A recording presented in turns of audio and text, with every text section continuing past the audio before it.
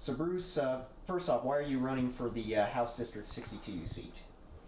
It's a perfect time in my life to do that. I'm sold our family businesses. I'm retired. I have lots of time and energy. Always participated in the process. Always voted. Always thought I voted for the right person. But I'm just not satisfied with the way things have turned out. So if you don't like it, you can either throw up your arms and walk away, or you can just jump in there and do it yourself. And so I just thought I would jump in there and do it myself.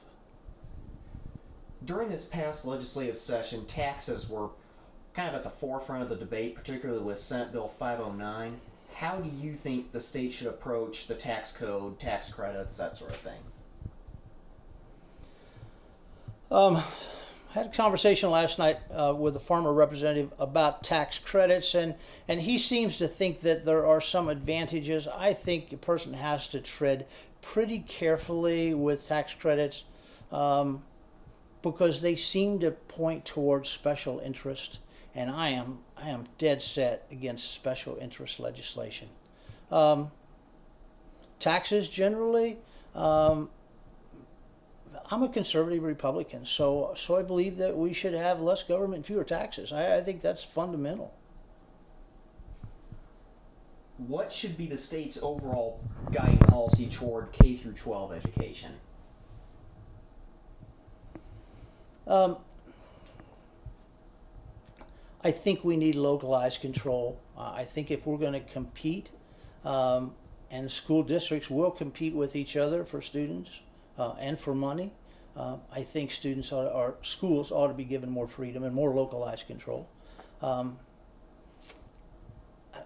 want to say this about education generally, about the state and about money and budget and so on.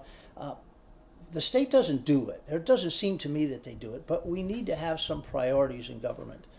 Priorities for funding, priorities for legislation. Number one should be public safety. Number two should be infrastructure, roads and bridges. And number three should be education. And, I'll get in trouble for saying this, and especially if I say this out loud, but we have Division of Family Services, the welfare engine driving the bus right now. And if there's any money left over, we get to use that money for education, roads and bridges, or public safety, and that's just backwards.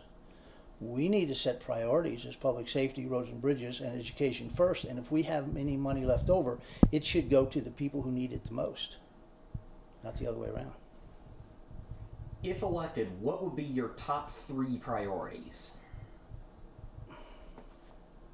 If elected, the first thing I think I have to do is find other people, like-minded people, among the body of legislators who I can team up with, maybe resolve to set priorities in government, maybe work to make smaller government and fewer taxes, to give people more individual responsibility, more control in their personal lives. There are 2 Republicans running in this primary, the other being the incumbent Tom Hurst. Why should voters choose you? Tom has proven himself to be a special interest politician, something that I'm totally opposed to.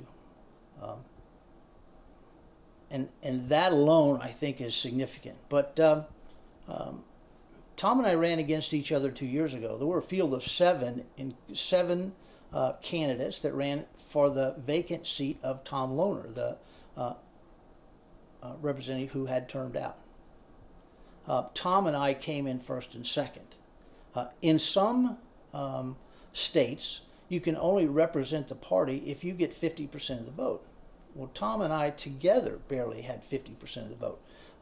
It is reasonable that they take the top 2 candidates, they have a runoff election, and see who gets the most votes. And that should be the person to represent the party. So perfect for us in this scenario, for Tom and I to have a runoff to see who can collect 50% of the votes and represent the party. But I will make a better legislator than Tom, absolutely.